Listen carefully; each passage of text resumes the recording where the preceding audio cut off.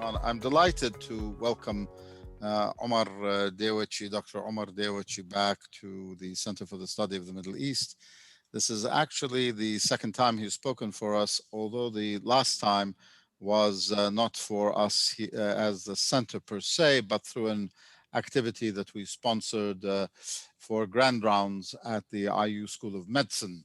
But nonetheless, so I'm delighted that we were able then to have him speak to the center directly. Professor Dewachi is Associate Professor in Anthropology at Rutgers University. He received his PhD from Harvard in Anthropology in 2008, a Master's in Public Health from the American University in Baghdad in 1990. American University of Beirut. Sorry, B is Baghdad. Sorry, AUB, the American University of Beirut, in 1999, and a Bachelor of Medicine and Bachelor of Chirurgery, which is the first medical degree equivalent to an MD from the College of Medicine at the University of Baghdad in 1997. He works at the intersections of global health, history of medicine, and political anthropology. His scholarship focuses on the human environment, on the human and environmental manifestations of decades of conflict and military interventions in Iraq and the broader Middle East. His first book, Ungovernable Life, chronicles the rise and fall of state medicine in Iraq and the role of medical doctors in infrastructure making and, unfortunately, in the case of Iraq, unmaking in the country, dating back from the British Mandate from 1920 to 1932. Arguing against narrow understandings of statecraft, he shows the centrality of health, disease, and the body to state-making history, as well as to the lived experience of war, violence, and empire. His current research project is a multi-sited ethnography exploring what he calls the ecologies of wounds and wounding, linking the biophysical wounds of war to a broader understanding of wounding in contemporary conflicts. He focuses on the biomedical, environmental, and social experiences of war injury, displacement, and the rise of antimicrobial resistance across different conflict settings and therapeutic geographies in the Middle East. That work culminated in the inauguration of the Conflict Medicine Program at the American University of Beirut in Lebanon. The program is dedicated to the interdisciplinary study of the physical, psychological, and social manifestation of war wounds.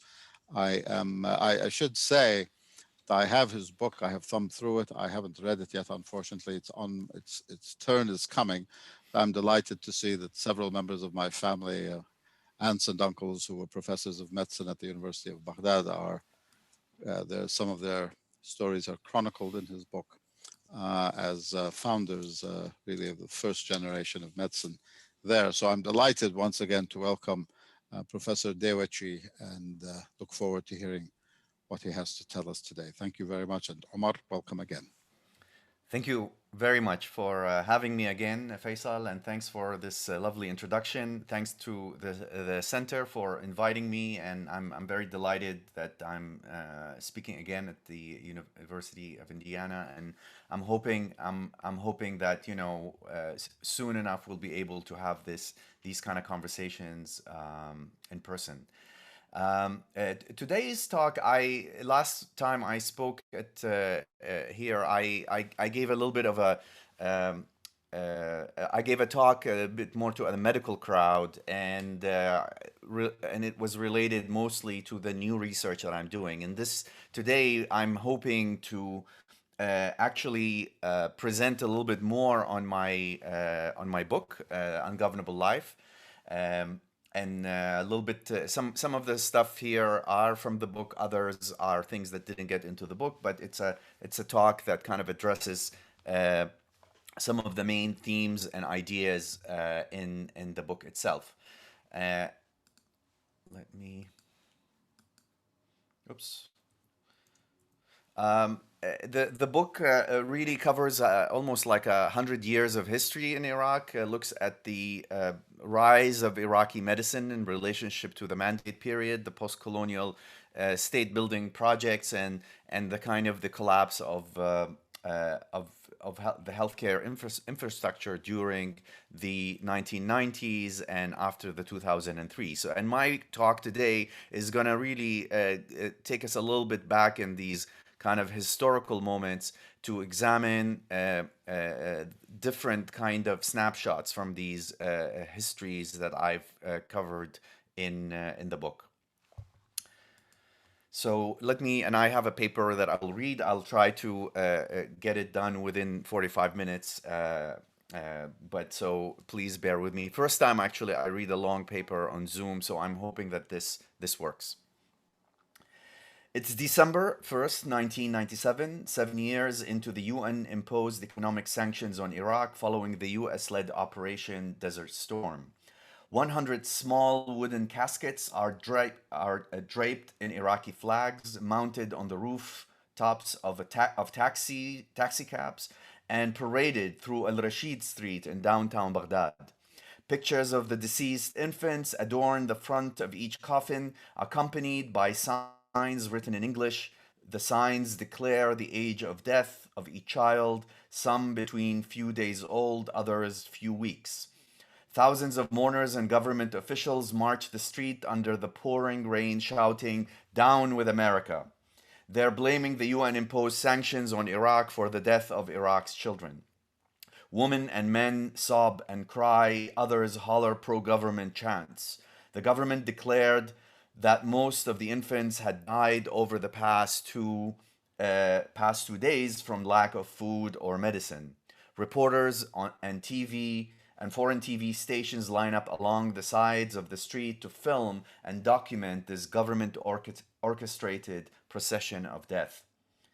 To the outside world, Iraq was seen as a failed state, isolated by the embargo and left to the slow disintegration of its internationally defiant authoritarian regime.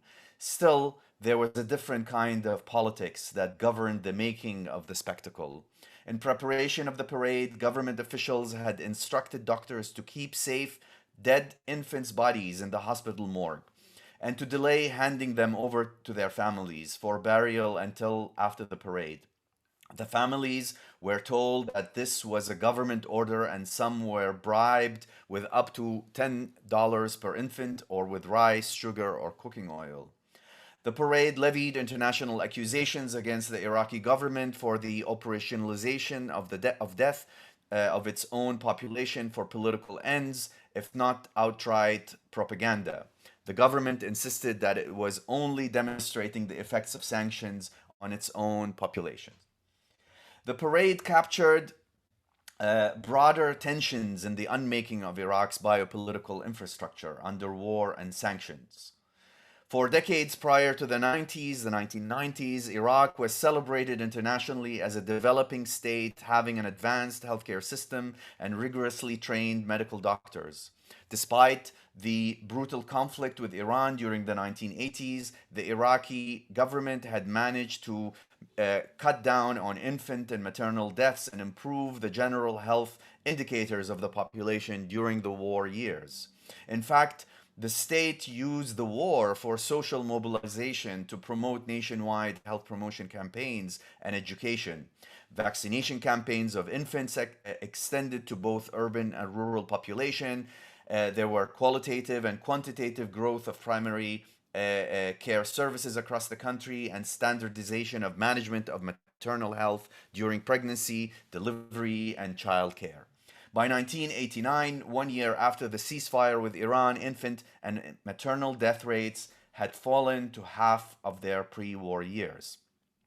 But shortly thereafter, following the Gulf War in 91, Iraq was described as being on a rapid path of de-development through this reversal of these already achieved health indicators. Gains achieved over decades of state making collapsed rapidly under sanctions Infant and maternal mortalities, malnutrition, and infectious and chronic diseases rates soared dramatically.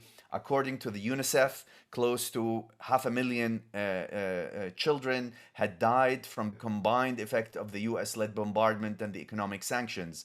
According to international organization Save the Children, such increase of death rates from the 1990s throughout the occupation surpassed the rise of mortality of infants in sub-Saharan Africa due to the concurrent HIV/AIDS epidemic. I would like to suggest that the 1997 spectacle was an articulation of a biopolitics, one that captured the reconfigurations of the state's architecture of care and control under sanctions. To confront its infrastructural breakdown, the state descended into its own limits, assuming its biopolitical failures. Responding to Foucault's figures of population politics, to make live and let die, the Iraqi regime declared that resources for governing life were no more available. Therefore, quote, society cannot be defended. The parade was not mere political tactic intended to demonstrate the effect of war and sanctions to an international and diplomatic bodies. This spectacle of what I call ungovernability tainted the negotiations of everyday survival of both the state and its populace. So, in this talk, I would like to count for this breakdown of the state as a form of life.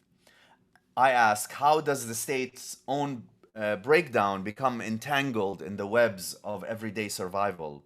Or perhaps, what does it mean for life to become ungovernable? Anthropological work on state biopolitics have often focused on the margins, both in their social and territorial registers, to rethink ways through which state practice, such as bureaucracy and biomedical interventions, are deployed and negotiated in the process of governing, disciplining, and regulating the lives of communities and subjects. Similarly, the recession of the state and the emergence of zones and economies of abandonment have been themes in scholarship critical of our understanding of the logics and limits of regimes of rule, both at the global and national levels. Such work has shown how interrogating state margins among populations and in contested political and bureaucratic spaces could highlight the workings of alternate regimes of government and sovereignty. I would like to extend, but also challenge this work to interrogate the limits of the state through other spaces. Rather than focusing on the emergence of social and spatial zones of inclusion and exclusion, I explore ambivalences of biopower as they refract through the dismantlement of the biopolitical architecture of the post-colonial state. My use of ungovernability as an analytic is loosely meant to refer to the ambivalences of power. In the word of anthropologist Michael Taussig, the quote, the tripping of power in its own disorderliness. It further traces the genealogical dispositions of this term in pathologizing discourses on Iraq. Since the 2003 US invasion, media accounts and political commentaries have frequently described Iraq as ungovernable, unruly, or lawless. Some have invoked the failure of the US occupation and succeeding Iraqi governments to bring security and order to the country. Others have fallen back on simplistic interpretations of sectarian, religious, and ethnic boundaries to highlight the incommensurability of the nation project in Iraq. Such discourses about the ungovernability of Iraq are not new or based in contemporary analysis. They've been often invoked at different moments of crisis in Iraq's statecraft project. In my book, I trace these accusations of ungovernability through various medical logics, strategies, and technologies dating to the inception of the state under the British Mandate, which extended from 1920 to 1932. and through the post colonial and occupation projects of statecraft in Iraq. I show how one of the ways to understand contemporary discourses on ungovernability could be through tracing its connections to the inherent fragilities of such governing projects, be it colonial, post colonial, or military. So this talk had two sections. In the first part, I trace back the institutionalization of Iraqi state medicine under the mandate to the medical discourses on Iraq's pathologized geographies and population. I show how these discourses of ungovernability became tied to state building and how they are refracted through the expansion of Iraq's state medicine, highlighting tensions around the training and mobilization of doctors as a resource for the colonial and post colonial nation building projects. In the second section of the talk, I focus on ethnographic instances from the past 3 decades of the US led interventions in the country. My first ethnographic snapshot takes us back to the 1990s and the biopolitics of the parade. During the 90s, thousands of Iraqi doctors defected from Iraq, escaping the living and work conditions under sanctions. Building on my own personal experiences of working as a physician in Iraq's largest state hospital, Al Medina, Medinat al-Tabb, I illustrate how doctors who are charged with the task of preserving life negotiated this breakdown of state architecture and the changing state calculus of life and death under the sanctions. My second vignette, which I have discussed more expansively in a recent chapter that I published, captures the quest for treatment by Abu Ahmed, an Iraqi taxi driver wounded by US paramilitary sniper bullets in Fallujah during the 2007 counterinsurgency operations and the escalation of political violence in Iraq. Abu Ahmed's wound and his travel across state borders to seek medical care captures the long-term consequences and realities of the collapse of healthcare in Iraq and the entanglements of survival projects in the limits of what I have called this biopolitics of ungovernability. Colonial pathologies. On March 1954, Michael Critchley, a professor of public health and social medicine at the Royal College of Medicine in Baghdad, delivered a talk in the capital during the 4th UN Social Welfare Seminar for Arab States. He gave an overview of Iraq's occupational health during the early 1950s. The context was the concurrent health crisis from the inauguration of state development projects and the mass migration of farmers to Iraq's urban centers.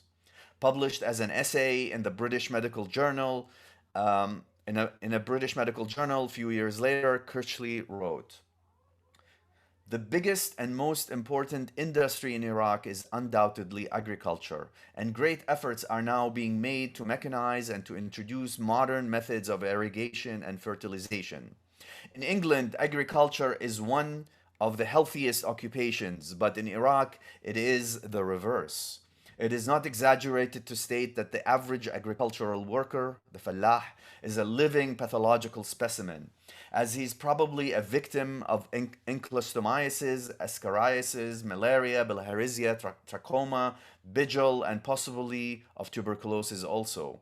If the various development schemes are allowed to proceed without the advice and wholehearted support and help of the public health specialists and sanitary engineers, such diseases as man-made malaria and bilharzia will spread to areas hitherto free, just as in Egypt." Critchley's pathological narrative, and this end quote, Critchley's pathological narratives are well known to the students of colonial medical history. As many have shown, projects of rule in the colony are commonly imbued with pathologizing discourses of place and population. Such narratives justify colonial projects of expansion and engineer attempts to manage discipline and reconfigure social structures and boundaries of colonized societies.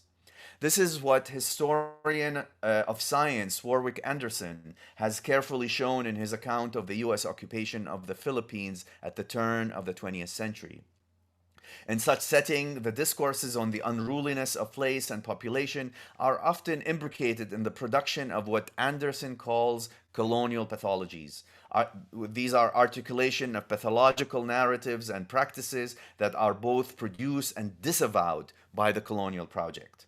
Through interrogating the various tropical ailments of American doctors and colonial civil servants, such articulations of unruliness act not only on the bodies and geographies of the colonized, but also on the fragilities and the pathologies of the civilizing project itself. For Anderson, the American hygienists were in effect bringing the adult Filipino into the colonial public sphere as both menace and mimic, half devil and half child, an immature, contaminating type, but also as potentially reformable one. I would like to suggest here that beyond these politics of designation, such discourses point to a deep-seated ambivalence in the workings of power, where this dialectic of the governable and the ungovernable reveals how regimes of power often produce that which they disavow. In other words, ungovernability can be seen here as a feature of the internal dynamics and messiness of power as such. Thus, I suggest that the imminent challenge to the practices of power and biopower, thus for, and this will to govern is predicated on the limits of its internal logics and practices, its own ungovernability. Like many states emerging out of the colonial military history and civilizing projects, discourses on Iraq's unruliness have deep roots in the medical colonial encounter. From the first year of the British military campaign in Mesopotamia, the terror of tropical illness and death were central to the anxieties of servicemen. During the Mesopotamian campaign, more British troops were killed by cholera, malaria, dysentery, and heat stroke than in actual military combat with their Ottoman enemy.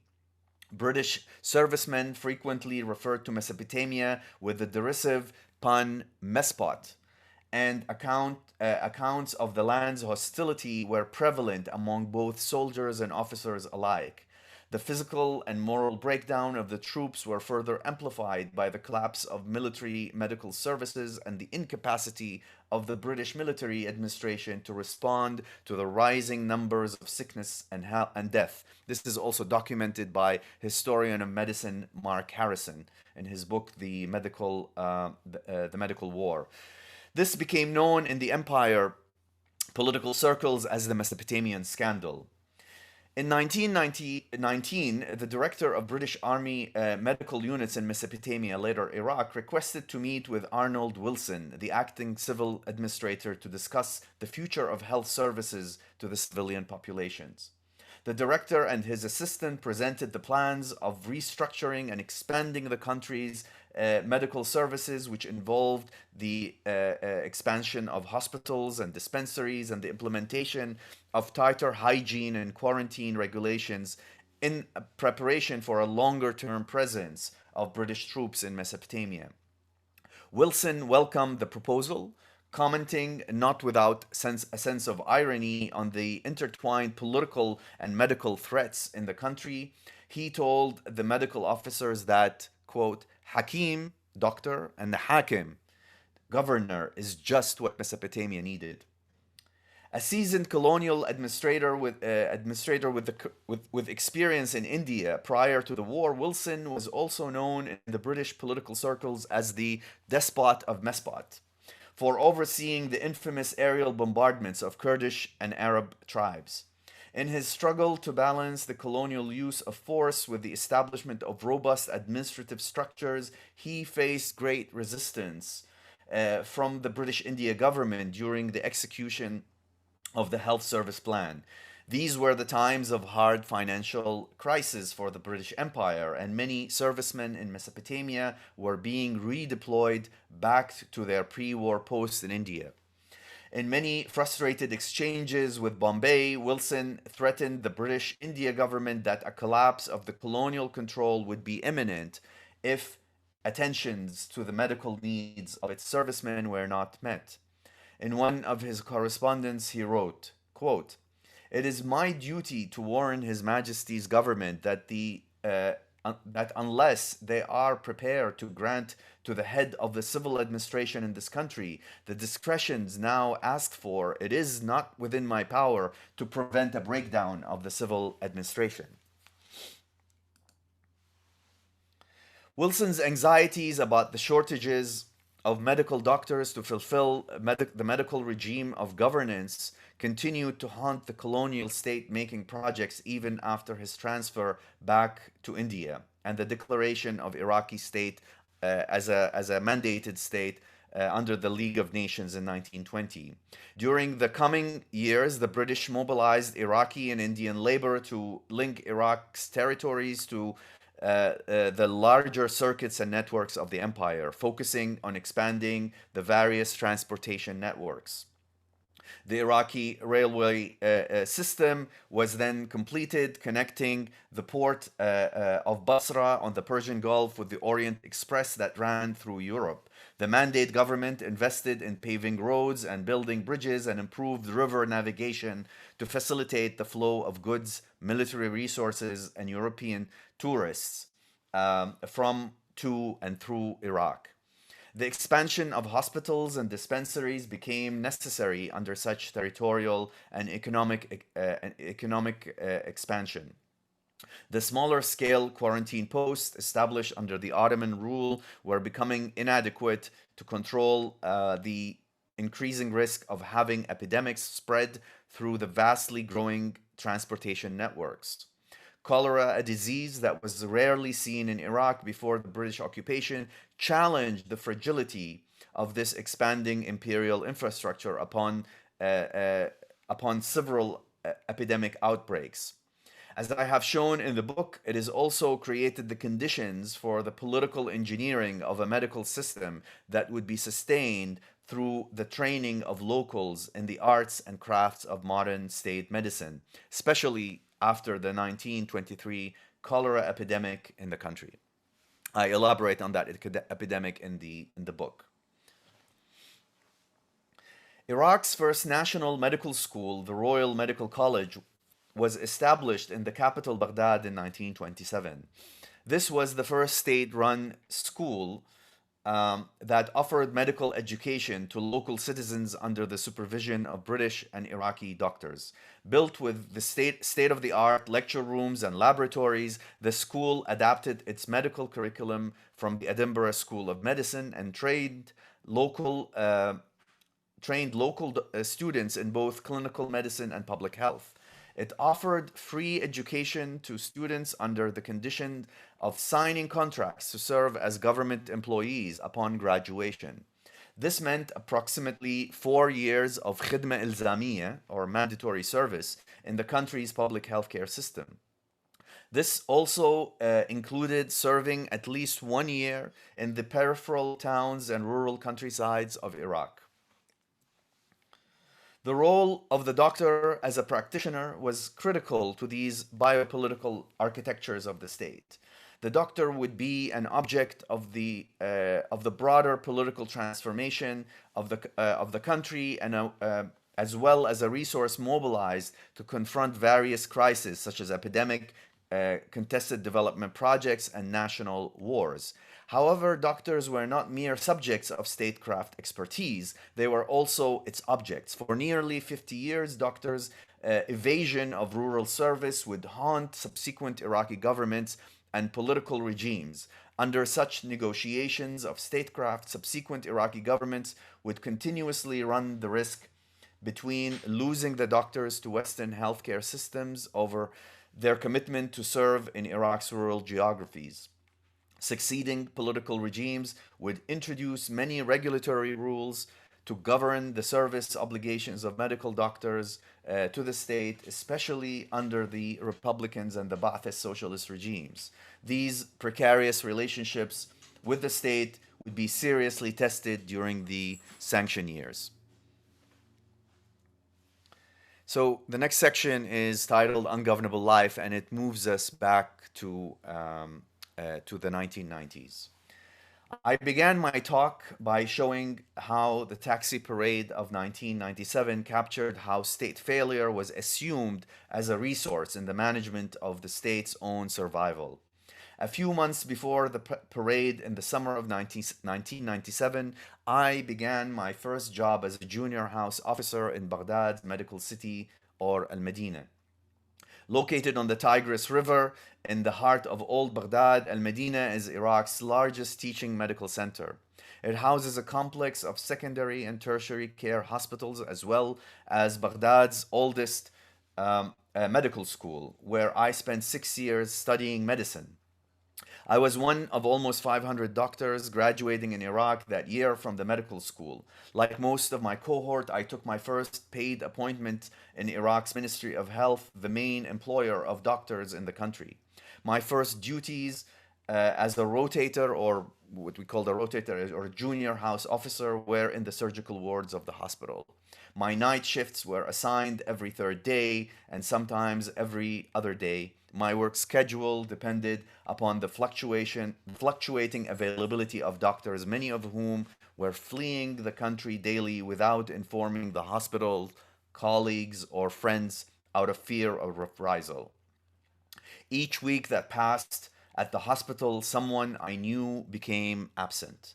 Many were in transition, having arrived to Jordan after being recently smuggled out of Iraq.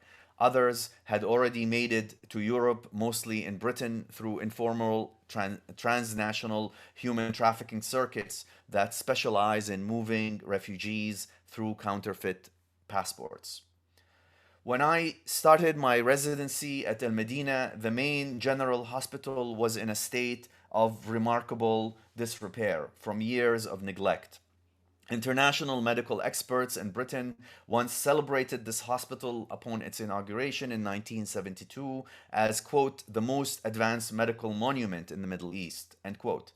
With a capacity of over 500 beds, the hospital was also a site of accruing expertise of Iraqi doctors over decades of biomedical knowledge, production, and experiences. In particular, the hospital was a site of pioneering expertise in war surgery developed during the 1980s conflict with Iran. In 1997, this monument of Iraq's medical modernity was unrecognizable from the lack of maintenance, the cannibalization of its physical structures, and the absence of spare parts for its outdated medical equipment. The hospital original white and green paint had dimmed to a dark gray. The false ceiling leaked from rusting water pipes. Bathrooms were dysfunctional and many hospital beds were broken. Patients brought their own beddings to spread over half-torn mattresses. There was a severe shortage of medical staff in the hospital. Thus, the daily duties of a junior doctor such as myself compensated for the work of the non existing nursing staff.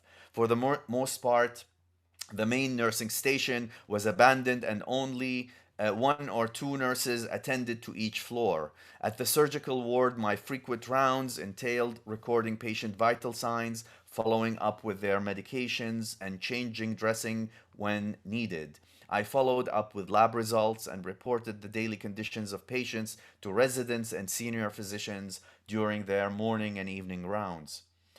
In addition to taking care of patients, I had to carefully guard their scarce supply of medication from the senior medical residents who would often exploit the naivete of new junior doctors to strip them of their supply, especially opioids that a number of these senior residents were becoming dependent on. During my night shift, I slept on a broken bed on the same floor in a room at the end of the ward. I would be the first to be notified if something wrong happened on the floor during the night, usually by a patient's escort. At the surgical ward, bacterial wound infection spread with vicious speed. They became the primary cause of death, regardless of the size of the surgical procedure, and as a prevention, it was common practice to routinely prescribe the only three available antibiotics at the government pharmacy, at the hospital pharmacy, to cover the broad spectrum of possible bacterial and fungal infections. Still, many of these medicines were not readily available. Many antibiotics and therapeutics were put on the United Nations sanctions list of banned imports due to their quote unquote dual use for military and civilian purposes, limiting the availability options. The hospital supply of a certain antibiotics would be available one day and not another. Doctors usually sent family members off to buy them from the flourishing pharmaceutical black market outside the hospital. In addition to lacking essential medications for infection control, the hospital lacked regular supplies of intravenous fluids, cannula tubes, urine catheters, sterile gloves, and surgical stitches, essential supplies used in the everyday medical and surgical management. Doctors reused cannulas to economize, replace urine catheters with nasogastric tubes to empty bladders, sterilize disposable gloves and the remains of surgical sutures to be used on the next patient. This changing ecology of wound care and antibiotic use, along with the collapse of infection control, would play a critical role in the emergence and intensification of antimicrobial resistance during the 1990s and post 2003, as I have actually shown elsewhere, and it was kind of related to the talk that I gave here previously in August. In this mix of care and toxicity within the hospital environment, this mix of care and toxicity was further complicated by the normalization of corruption and theft of government properties as a mode of survival. As a result of the broader economic and financial fallouts, healthcare professionals' salaries, like other government employees, reflected the scale of deep deprivation in the country. A nursing staff salary, for example, dropped from few $100s before the sanctions to $4 a month during the 90s. A newly graduating medical doctor received $2 per month, which barely covered transportation costs for a couple of weeks. Pharmaceuticals and medical supplies were pilfered from government warehouses and pharmacies and resold back to patients for varying prices. Informal networks of hospital staff, technicians, pharmacists, doctors, and patients were interconnected in this cannibalization of the failed state, where the borders between life and politics constantly shifted. While the regime introduced strict punishments against theft of government property, including the death sentence, it also deliberately turned a blind eye to such practices, enabling hospital employees and other government employees and other institutions to supplement their meager government income. Despite of the government's despite of this precarious therapeutic economy, the state monitored doctors very closely. Physicians were under surveillance at workplace and banned from travel without state approval. Hospital administrators would harass doctors in cases of disobedience through bureaucratic logistics of their shifts and mobility. From the perspective of the hospital administration, this control was justified. Doctors were daily attempting to leave the country, contributing to the increasingly acute shortage of physicians. Banning doctors from traveling was a desperate attempt by the government to keep them in the country. If caught trying to leave, a doctor would be charged with treason and subjected to 6 years in prison or even execution. Despite that, paperwork, passports, and identities were changed for the right price, and often those who facilitated doctors' escape were themselves associated with the ruling party. In Al Medina, the state machinery of maintaining the lifeline of the population was both undermined and appropriated for everyday survival. For doctors at the front line, the sanctions were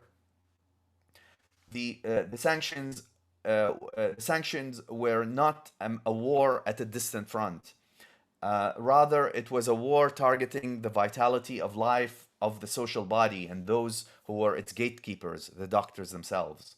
Working under sanctions and triaging scarce medical supplies, doctor made decisions such as who received medication and who did not. During the decades of the 90s, thousands of Iraqi doctors abandoned their positions in quest of a different life abroad. The bureaucracy that held them within the realm of the state was fallible and ungovernable.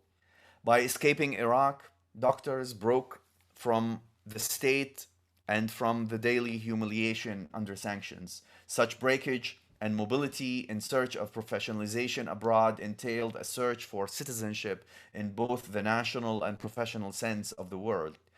As I have shown in my book, it entailed negotiating histories and geographies of alternate yet overlapping imperial formations of colonial and post colonial medicine in the UK and elsewhere. In the remaining part of the talk, which is titled Abu Ahmed, I will trace continuation of state breakdown and the redrawing of fault lines of ungovernability that are mapped onto bodies and territorialities that extend beyond the borders of the Iraqi state. Since 2003, hundreds of thousands of Iraqis have been seeking healthcare outside Iraq every year. Patients often complain from the lack of quality service and the increasing incidences of faulty diagnoses and improper procedures. Iraqi physicians often refused to operate on patients out of fear of the rising incidences of assault and financial retribution demanded from doctors in case of death or failed medical procedures. For many, dealing with the Iraqi healthcare system entailed lengthy and corrupt bureaucratic processes, continuous shortages of medications, um, uh, of medications, everyday insecurities, and the deterioration of care facilities. While the majority depended on the limited therapeutic options inside Iraq, a large number struggled to seek healthcare beyond the borders of the state. The mobility of these patients traces what I have elsewhere called therapeutic geographies, extending from Delhi to Beirut, and includes cities like Amman, Damascus, Tehran, and Istanbul. These are not medical tourists. Patients sell properties, belongings, or borrow money to cover the high cost of medical care abroad. Responding to and internalizing the inability to control the population health, the post 2003 Iraqi government initiated the treatment abroad program as a government policy for patients who can prove that their conditions are untreatable in Iraq. Iraqi officials opted to strike deals with hospitals abroad to cater to its afflicted citizens, especially its security and military forces. According to the ministry's data in 2013, there was between 400 and 500 patients who were sent for treatment abroad every month.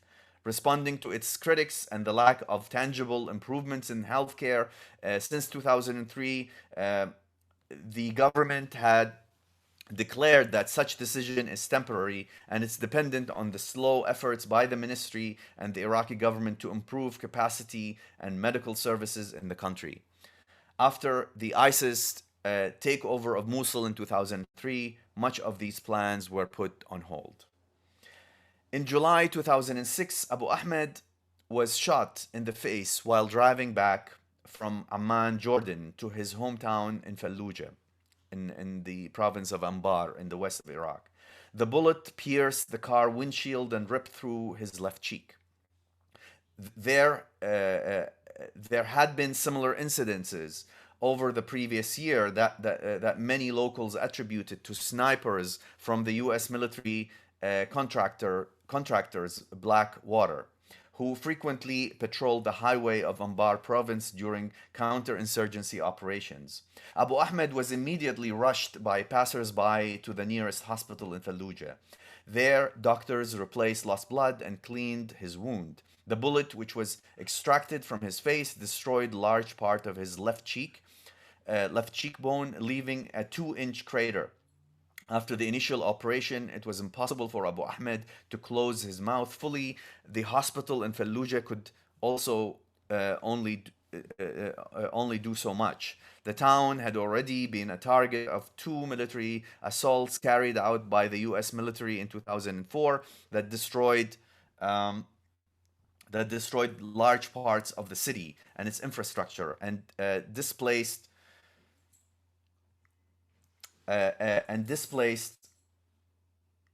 um, apologies and displaced many of its inhabitants, including many healthcare workers. The central government and the US occupation stalled the return of the city's inhabitants out of fear of sleeper cells. Abu Ahmed was told at that time that he needed a more specialized hospital and surgeons capable of providing facial reconstructive surgery to restore oral and respiratory function.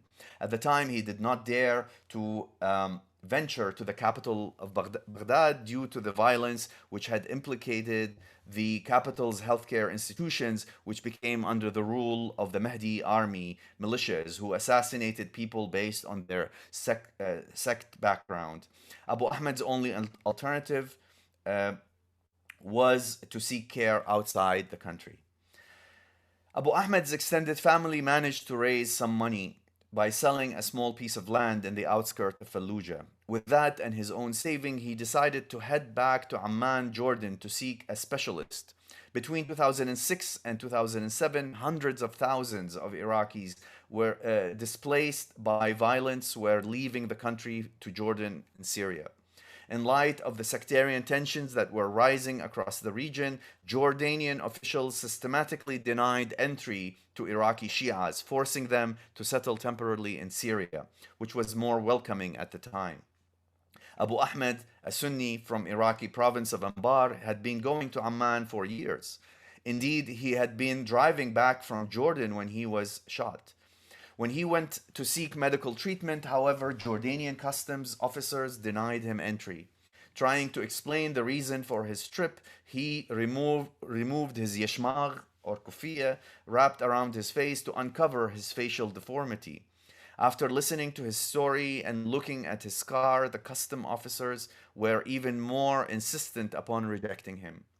Surveying his wound, they expressed their suspicion about Abu Ahmed's involvement with a terrorist group. From their point of view, the wound itself was evident of this incrimination. What else could explain why US paramilitaries shot him in the first place? When Abu Ahmed returned to Fallujah, he was advised to try Syria, where he was likely to be permitted entry, and where medical and surgical treatment was much cheaper than Jordan. After receiving his first reconstructive surgery in Syria, his family pressed him to make repeat trips for cancer tests because his injury was and continues to be an open wound, both literally and figuratively, and therefore all the more vulnerable to toxic agents in the environment. Abu Ahmed's family, like many Fallujah residents, were concerned about the links between the war and the rising cancer rates and birth defects following exposure and injuries from the American ammunition used during these repetitive assaults on the city in 2004. Abu Ahmed and his family had experienced firsthand both the direct and long term effects of the occupation. In 2003, members of his tribe were targeted in the full scale US airstrikes that killed 11 people and injured dozens, including women and children. Other members of his family were killed during the 2004 assaults on the city. Two of his sisters developed breast cancers, and a number of those who were injured during the airstrike fell sick shortly thereafter and died from rapidly developing cancers or other unexplained conditions. Regular checkups for cancer became common practice as people experience and deal with the rising afflictions and disabilities that have been reported by local doctors and international researchers in Fallujah. Like many Iraqis, Abu Ahmed and his family had to navigate the toxic ecologies of decades of war and the subsequent deformities of the biopolitical state. His wound is not only a metonym for the precarious social body of Iraq, it captures the materialization of ungovernability in the everyday survival of for Iraqis. In 2012, Abu Ahmed underwent surgery in Beirut to reconstruct his facial injury with bone and skin graft. The surgery restored oral functionality and some of the cosmetic aspects of his facial deformity. He decided not to pursue further surgery as he was not able to afford putting more money on his face, on his injury. He returned back to Fallujah, where he continues to work as a taxi driver, shuttling passengers from Iraq to Jordan and back again. So, to conclude, in this talk, I have tried to trace the accusations of Iraq's ungovernability to their colonial pathologies. Since the inception of the mandate, state making in Iraq has been predicated on discourses of ungovernability that encompassed anxieties about governing pathologized geographies, and populations. Such colonial pathologies are in fact inscribed into the insecurities of statecraft and mapped onto the quest of the state to regulate the production and the training of medical doctors in the country as a resource of state biopower. I've further shown how ungovernability as a biopolitic traced through this history culminates during the 1991 Gulf War and sanctions through the embrace of this ungovernability, of this logic of ungovernability as a precarious and perverse biopolitics, mobilized as a resource by the state and population to respond to institutional and bodily failures and limits. While the state descended to its own limits to respond to the breakdown of architecture of rule and care, such biopolitics of ungovernability further refracted through the negotiations of projects of survival and care of patients and doctors in Iraq. I tried to capture this in my own ethnographic snapshot and of Abu Ahmed's and his family's mediation of toxicity and therapeutics, and my own kind of personal witnessing of the everyday collapse of healthcare in Al Medina. In these two examples, I've used ungovernability as both an analytic and a method to trace the complex reach and limits of power and this tension between power the complex reach and limits of power and biopolitics. My aim here, and as I made it this clear in my work, was to imagine new ways to count for this collapsing of infrastructure and a mode of governance as a mode or as a form of life entangled, where it's kind of the state is entangled in the survival of its own populations. And here, finally, I'm quoting here from my own book and from the conclusion of my book. The US experiment in Iraq seems to have conditioned an ecology of state collapse that has spread like a pathogen to state elsewhere in the region, and has the potential of spreading even further during the past decades of Western wars and geopolitical instability. Symptomatic of this ecology is the breakdown of once robust healthcare systems like the one in Iraq. Whether this collapse has been part of a systematic effort to dismantle the state and render life ungovernable, or merely a byproduct of contingencies such as Western powers' ignorance,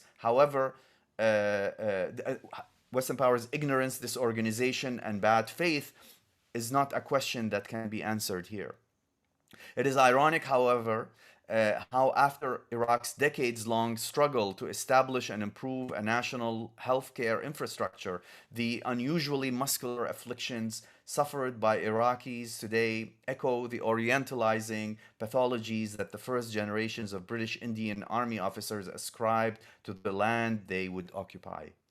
Depictions of a toxic environment riddled with tropical maladies have been superseded by clinical reports of a spike in cancer rates and the spread of diseases and environmental toxicity, both formed in the crucible of international sanctions, conquest, and occupation. There is a cruel symmetry in this imperial legacy.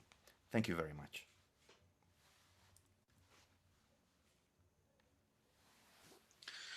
Well, thank you very much, Omar. That was really an interesting lecture. And I think what we're going to do is see if there are any questions. If there are, please raise your hand. Is that what we decided to do, Carl? Is that right? And you will take care of it from there if there are questions.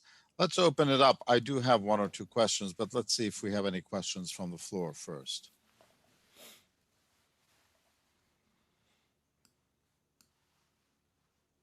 Well, so if not, let me start because in the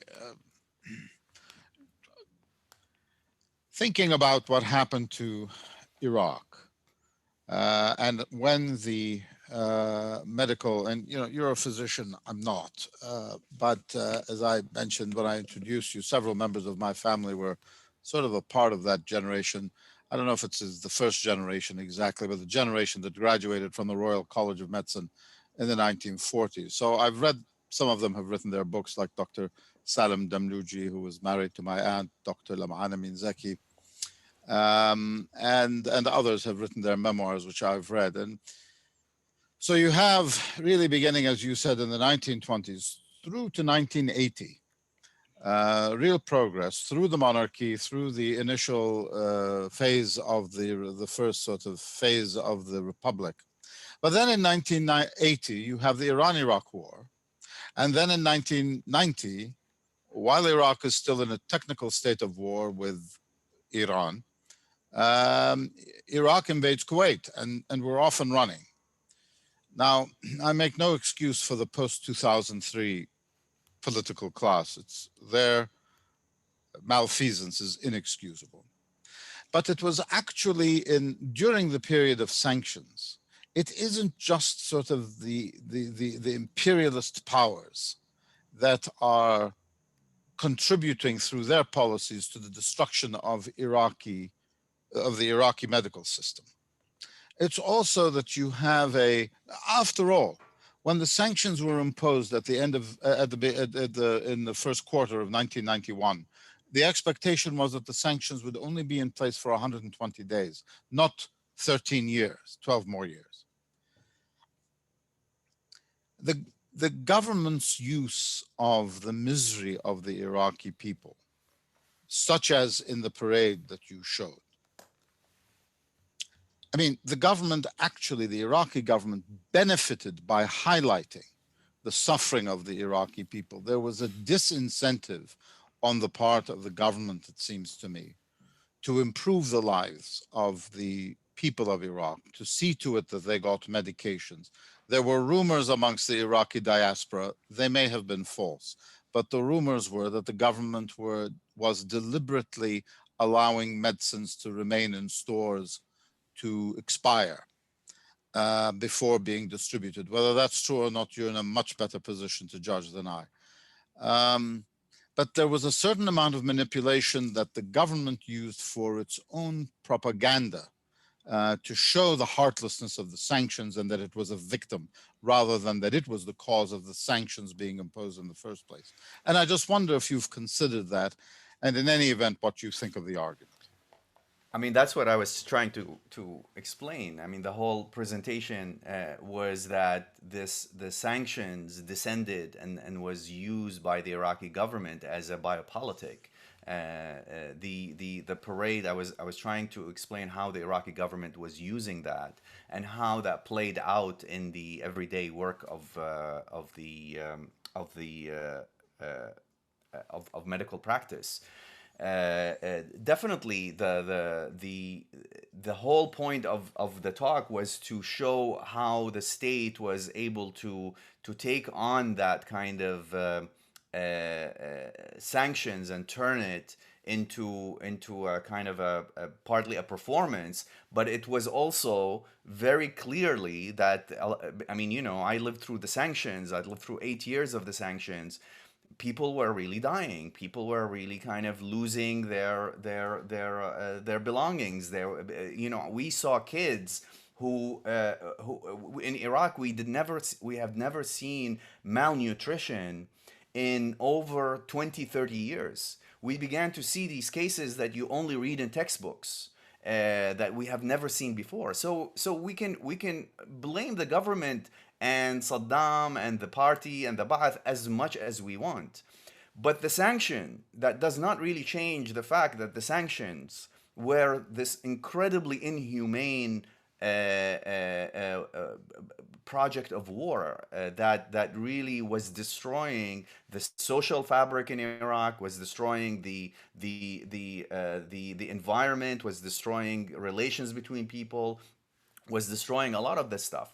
So my point here is not to kind of say it's only colonial or not colonial. I'm saying that these are all projects. These are all different kind of projects that aims to govern populations through different kind of means, through different kind of interventions. And in many ways, they could be colliding, they could be converging, they could be, it could happen the same way. I mean, thinking about the history of the royal families in Iraq and all their kind of relationship with the British, and how poverty was kind of rampant in different parts of Iraq.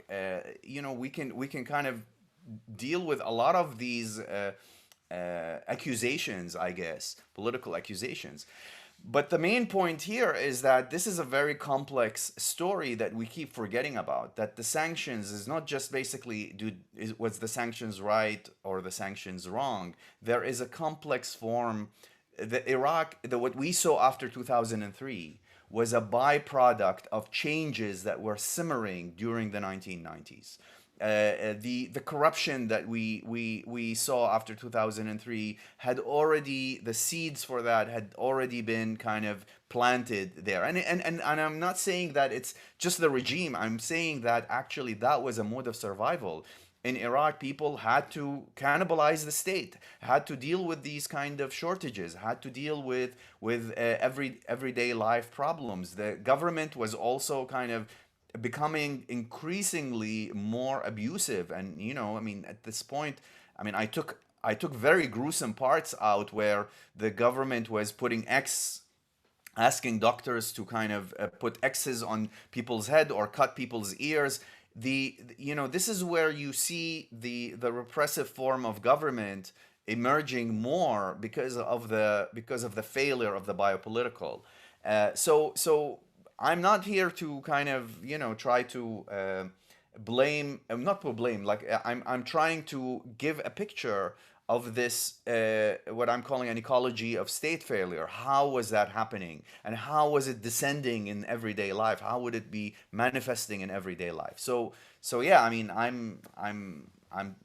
don't think it's either or argument, and we know that very well, Faisal. But Uh, that's a very important point to well, kind of clarify, I guess. I think so. That was the reason for my question. I wanted to make that very clear because I know we've spoken before, of course, and And that doesn't justify the sanctions. It does not justify the continuation of the 2003, and it doesn't justify any of the occupation of the country. That just have to make that also very clear. well, that's neither here nor there. I didn't Right. say anything in justification of the sanctions, although I placed the blame for the sanctions in the first instance on the government of Iraq. What caused the sanctions to be put in place on the Right. 2nd of August 1990 was Iraq's invasion of Kuwait. Full stop. Other than that, there would have been no sanctions. I also think that we can debate another time the monarchy and poverty. Poverty continued well into the republic, well into the 1970s, and I can tell you stories from my own personal experience of observing that poverty. But you had fundamentally a poor country in Iraq until 1956. People telescope back the wealth of Iraq in the 70s and 80s back to the 1950s, and that just wasn't the case. But Mhm. we'll leave that for another day. My second question derives from actually your first talk. It's implied, I think, in some of the things you said in this talk. But I really would like to have this audience hear it also. But where actually, when you talked about all of a sudden, you had what was really what we used to call in those days a first world medical system, Mhm. all of a sudden becoming almost unworkable medical Mhm. system. Mhm. And you made that point very clear. In the other talk you gave at this medical school, you suggested, I think maybe you stated, that the fact that the doctors were accustomed to training sort of at the highest standards, Iraqi doctors, physicians were accustomed to training, whether at the University of Baghdad, many of the specialists were sent abroad to the United Kingdom, to the United States to develop, special, to train in special fields. So they come back with sort of a first world training. And when all of a sudden basic medications like antibiotics became unavailable, Hmm. they were sort of confronted with a situation where they didn't know what to do. Had they been, had it always been a difficult working environment, had it not been a first world environment, they might have coped better with the problems. And you mentioned this at your medical Hmm. school talk, specifically with respect to some diseases and antibiotic treatments and Right, so on. right, I wonder if you can just sort of mention that, because I thought that right. was a really interesting point. Right, right. So yeah, so I mean, one of the things the 70s I would say were kind of in terms of financial growth and kind of expansion of infrastructure at that time was like the biggest moment in Iraq, I would say. So this hospital, the Medinat al-Tib, was inaugurated in the 70s, By the and way, pardon me for interrupting you. You know that was planned by the development board during the yeah, yeah, monarchy. of course, of Okay, course. Well, I mean, okay. but yeah, of But it course, was built in the Republic, yes. sure, sure. The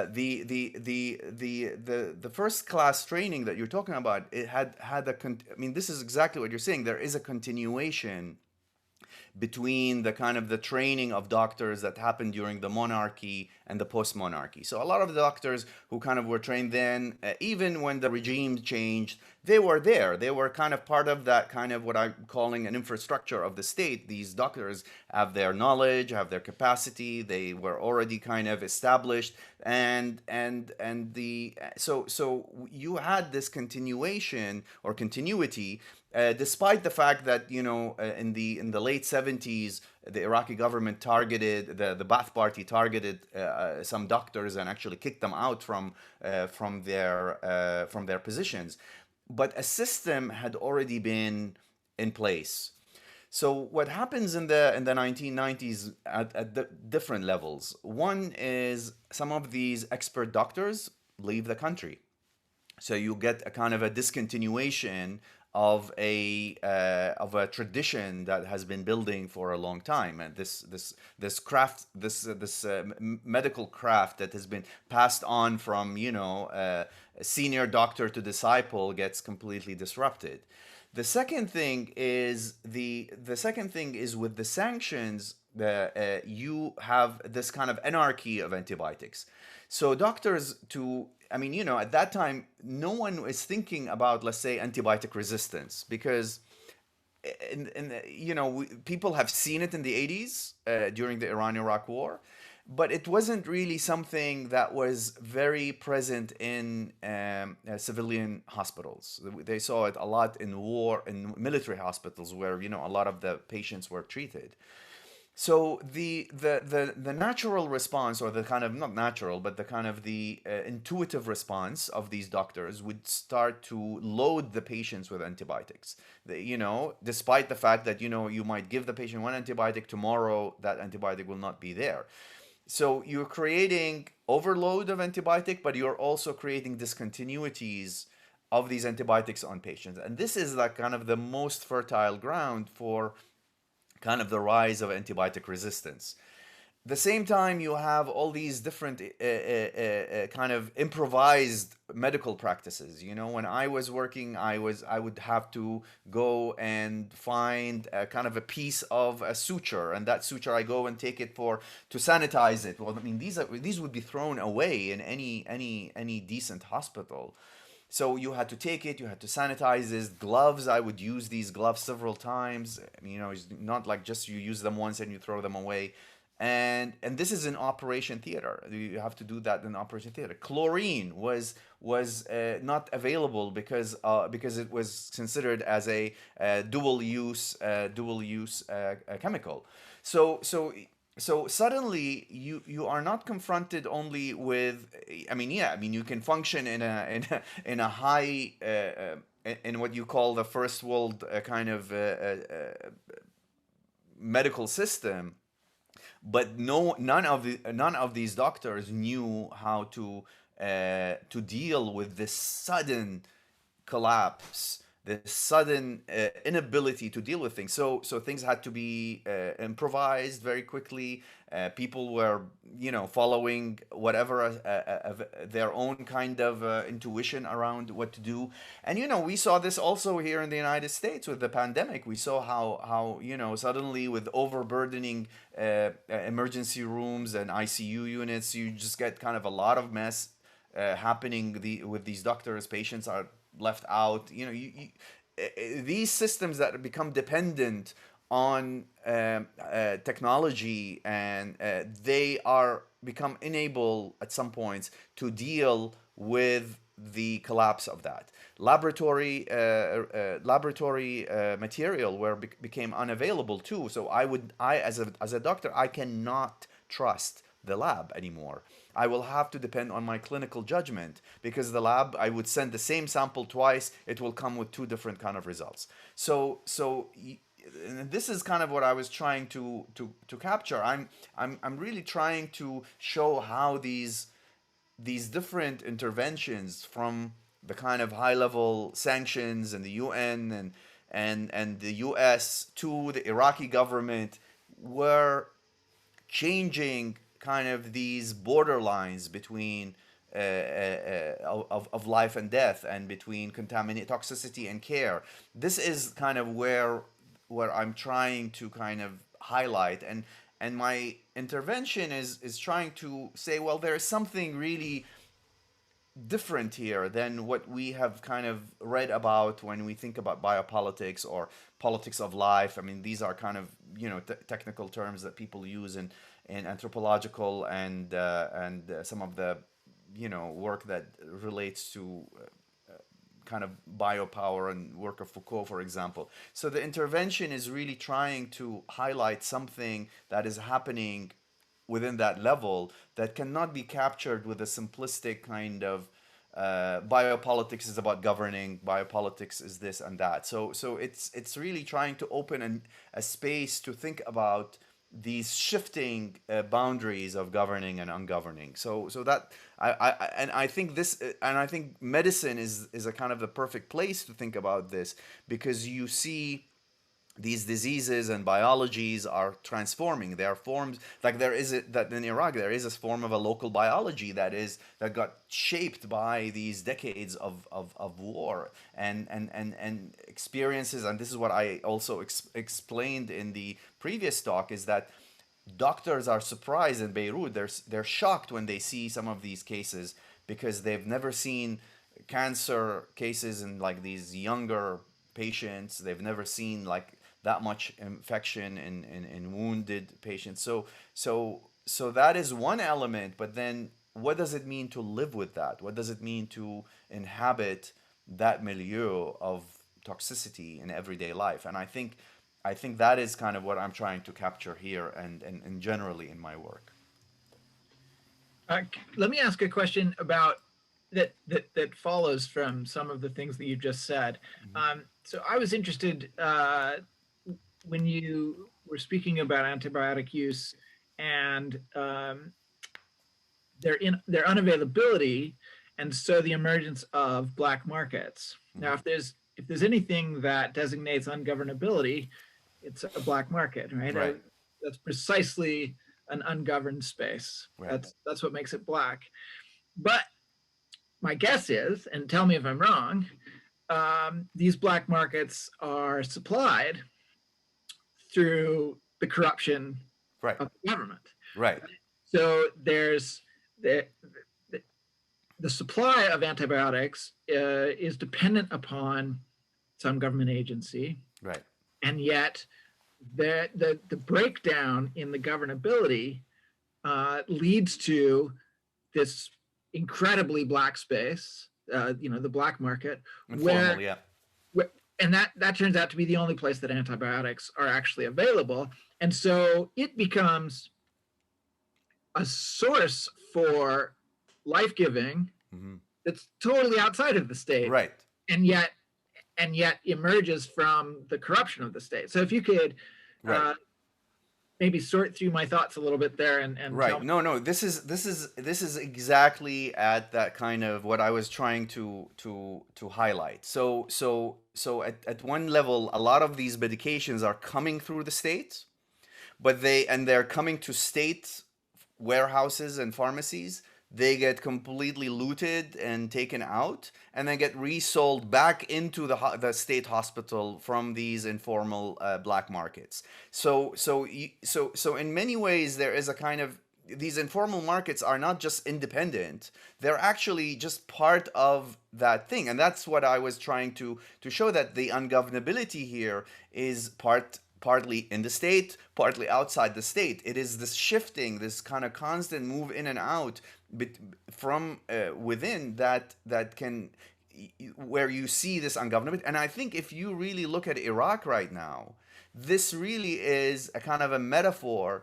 for how Iraq is currently being kind of ungoverned. You have all these militias who have a foot in the state, have a foot in the Hajj al-Shabi, and they have a foot outside it. They are both kind of in the parliament, and there are opposition. They are both like, they want to kind of have the cake and eat it at the same time. There is the state becomes this space where you are just there to kind of milk it. It's like a cash cow. And this is, I think, what really happened after 2003. Everyone wanted a position within the state, and they would kind of go crazy and violent, and they go into these kind of, create these crazy militias just for the sake to be able to negotiate a position in the state, so they can actually steal more and be corrupt and create more a kind of these black markets from outside the state. So I think there is something really interesting there I think that's what I was trying to capture, is that it began in the 1990s, and it becomes normalized after the 2003. Back then there was Saddam, and there was the Ba'ath Party, and this kind of posturing of, I'm gonna, you're gonna be executed. Now it's just no one is held responsible. That's actually, you bring in people to steal more so they can stop bothering you. And I think that is something that has been facilitated by the 90s, and I think it had been facilitated by the occupation and the kind of the some of the corrupt deals that were there under the occupation. So you get these multiple actors who are involved, and I think this is what the kind of part of the tragedy of Iraq. You can't really blame it completely on the local, and you cannot completely blame it on the transnational. There is a kind of a bigger economy going on that has completely abused this place and its population. On your statement about sanctions, the sanctions imposed on Iraq were the most comprehensive set of sanctions ever imposed on a country. Right. And I will make a prediction, and you're younger than I am, but I will make a prediction that certainly not I, but neither you and not even the students who are with us will live to see as comprehensive a set of sanctions against any other country again. I agree. They were brutal and aimed directly at the civilian population. Right. Our relatives were dying for non-treatment.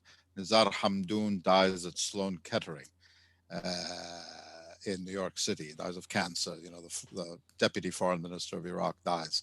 And a very powerful member of the Ba'ath Party was allowed to travel to the United States for treatment in New York City for his cancer. Right. He dies on July 4th, 2003 in New York City. Yeah. Anyway, that's a subject for another book. Do we have any other questions?